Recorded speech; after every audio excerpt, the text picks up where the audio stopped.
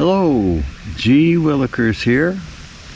Today's funny story is how I learned to ride a motorcycle in my 70s. Yes, not the typical age. Most people learn to ride bikes when they're in their teens or 20s or whatever, quite young, and they spend a lifetime honing the skill, and then they know how to drive safely for the rest of their lives. So I never had a bike when I was young. My dad was a car guy, and he would buy me cars. Matter of fact, the first car he bought me was like a 1952 Studebaker that he paid $20 for, and it ran out of oil on the way home. The bearings seized. He had to have it towed, and I never saw that car run ever. And it sat in our driveway, and I worked on it trying to get it fixed. But anyway, I never had a motorcycle. And then life went on. A lot of things happened. I got married, had a family, 3 lovely children, and continued work as an engineer for over 30 years. And it so happened that I had a engineering job in Oregon at the time, and my youngest daughter said to me, "Papa, you should ride a motorcycle." I'm going, "Daughter, your father is 70. I would kill myself. I have no experience with a motorcycle." But she was quite insistent. No, you should ride a Ninja." Well, I looked at Ninjas out of curiosity. That wasn't my style.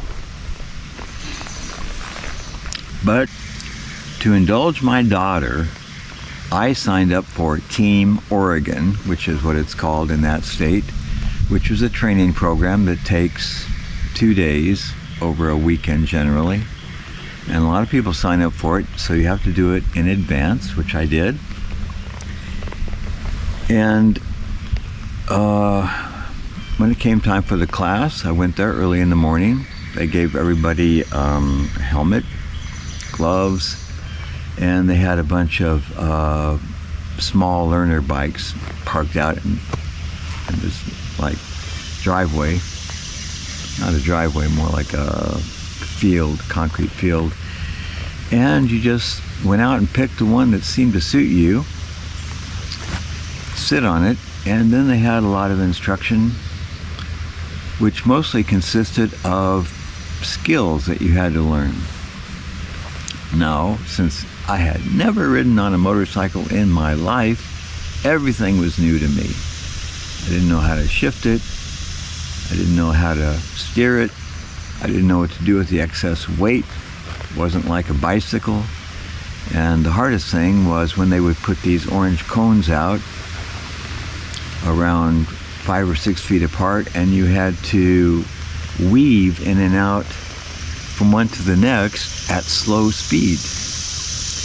I had no balancing skills, so I kept tipping over, bumping into them. And to make a painfully long story short, I utterly failed the course. So I came back to my daughter and said, "I tried. I didn't make it. Your dad's never going to be a motorcyclist." And I let it go at that. And I wasn't upset, because I thought that was very low probability of something I would ever have chosen to do on my own. Anyway. But she didn't let it rest. She did not let it rest. She kept saying, "No, Papa, you should ride a motorcycle." So I put it off for another year, maybe longer, I forget now. But because she was so insistent, I finally signed up Team Oregon once again, because I was still working there in Portland as an engineer at the time. signed up again, but before that, I decided I'm going to at least make the best show I can. And I looked online, Craigslist, I think it was, and I found a 50cc scooter. 50cc scooters do not require a motorcycle license. You don't require any kind of license to have those. So I bought a cheap one.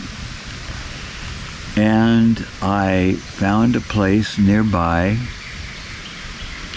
think it might have been a school, that had these pillars in various places, like along the sidewalk, that were spaced roughly like those orange cones in the Team Oregon test. And I would take the scooter over there and practice weaving in between them.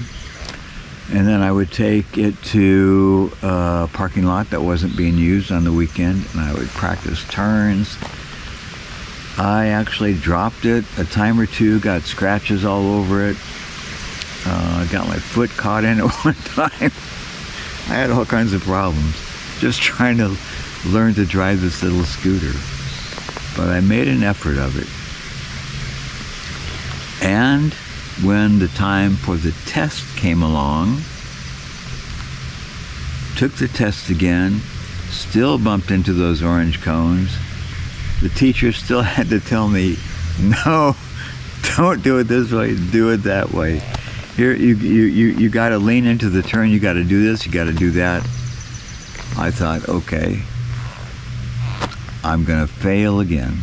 There's no way around it.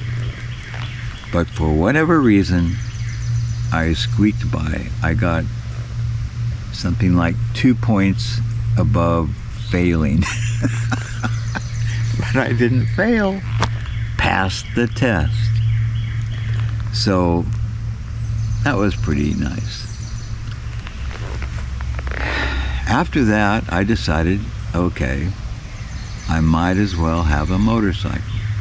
Turns out that in the place where I worked, I had seen one in the parking lot, and I thought, that is the coolest bike I've ever seen. It was a cruiser style. I liked it. I liked the color, liked everything about it,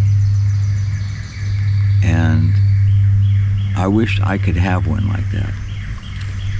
So ironically, one day when I was looking at motorcycles on Craigslist or something like that, I saw that very same bike, Kawasaki Vulcan 500. I thought, all right, there it is. Went across town.